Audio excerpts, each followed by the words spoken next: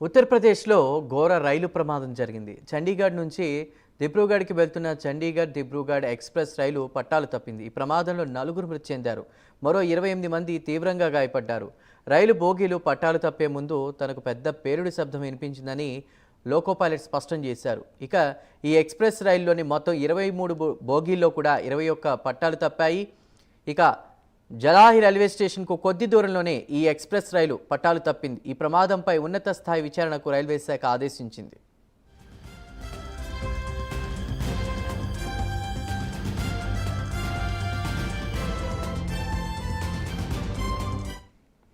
ఇక రైలు ప్రమాదం చోటు చేసుకోవడంతో చండీగఢ్ దిబ్రూగఢ్ రైలు మార్గంలో పలు రైళ్లను రద్దు చేశామని, అలాగే మరికొన్ని రైళ్లను దారి మళ్లించినట్లు ఈశాన్య రైల్వే తెలిపింది. ఈ ప్రమాద ఘటనపై యూపీ సీఎం యోగి ఆదిత్యనాథ్, అస్సోం ముఖ్యమంత్రి హేమంత్ బిశ్వ శర్మ విచారం వ్యక్తం చేశారు. మృతుల కుటుంబాలకు ప్రగాఢ సానుభూతి తెలిపారు. అలాగే క్షతగాత్రులకు మెరుగైన వైద్య సహాయం అందించాలని ఆదేశించారు.